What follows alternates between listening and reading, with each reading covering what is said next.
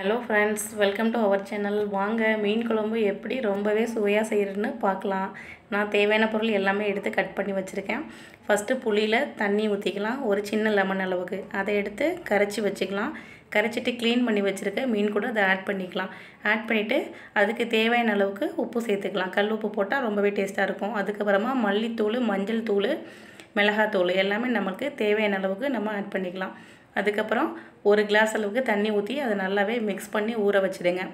Stove on பண்ணிவிட்டு ஒரு கடாயை வச்சுட்டு ஒரு 2 ஸ்பூன் அளவுக்கு எண்ணெய் விட்டுருங்க. அது கூட வெந்தயம் ஒரு அரை ஸ்பூன் அளவுக்கு விட்டுட்டு இது போல் பொரிஞ்சதுக்கப்புறமா ஒரு 10 சின்ன வெங்காயம் கட் பண்ணி எடுத்து வச்சுருக்கேன். அதையும் நல்லாவே வதக்கிக்கோங்க. ஒரு பச்சை மிளகாய் கட் பண்ணி வச்சுருக்கேன், அதையும் நம்ம சேர்த்துக்கலாம். கருவேப்பிலையும் சேர்த்துக்கலாம். சேர்த்துட்டு நல்லா வதக்கி விடுங்க. ஒரு தக்காளி வந்துட்டு கட் பண்ணி வச்சுருக்கோம், அதையும் நம்ம இது கூட ஆட் பண்ணிக்கலாம். எல்லாம் சேர்ந்து நல்லா இந்தளவுக்கு வதங்கி வரட்டும்.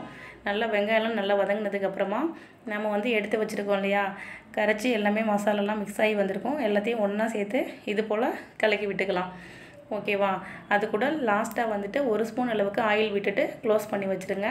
10 மினிட்ஸுக்கு அப்புறம் நம்ம ஓப்பன் பண்ணி பார்க்கலாம். இந்தளவுக்கு நல்லாவே வெந்து வாசனை வேறு லெவலில் இருக்குது.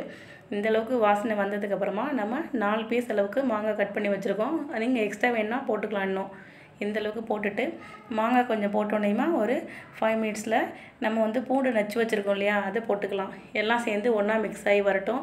இப்போவே டேஸ்ட்டு சூப்பராக இருக்குது பாருங்கள். சூப்பராக இருக்குல்ல? இதுக்கப்புறமா நம்ம ஸ்டவ்வை ஆஃப் பண்ணி வச்சிடலாம். ஓகேவா? எல்லாமே ரெடி ஆகிட்டு அதனால் ஆஃப் பண்ணி வச்சுட்டு நாம் மீன் வறுவல் எப்படின்னு பார்த்துடலாம். அது கூட ஒரு அரை ஸ்பூன் அளவுக்கு மஞ்சள் தூள் போட்டிருக்கேன், அரை ஸ்பூன் அளவுக்கு மிளகாத்தூள் போட்டிருக்கேன், சோம்புத்தூள் அரை ஸ்பூனு, அதுக்கப்புறமா அரை ஸ்பூன் அளவுக்கு உப்பு எல்லாத்தையும் சேர்த்துட்டு கையால் மிக்ஸ் பண்ணி விடுங்க. கையால் மிக்ஸ் பண்ணும்போது தான் நம்மளுக்கு மசாலாலாம் ஒன்றா சேர்ந்து நல்ல ஒரு டேஸ்ட்டு கொடுக்கும். அதுக்காக தான் சொல்கிறேன்.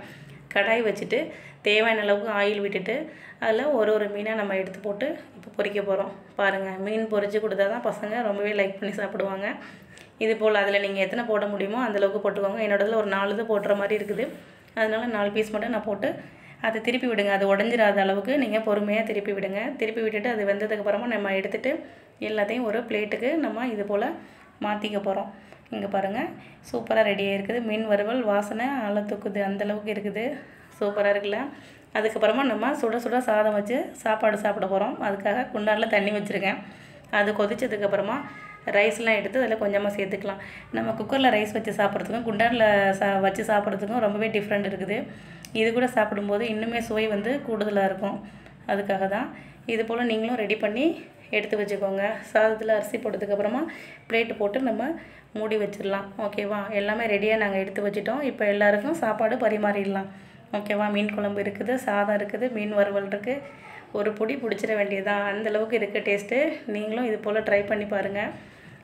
இப்போ மாங்காய்லாம் எடுத்து குழம்பு வைக்கிறேன். வாசனை சூப்பராக இருக்குது. பாருங்கள், டேஸ்ட்டு பார்த்துடலாமா?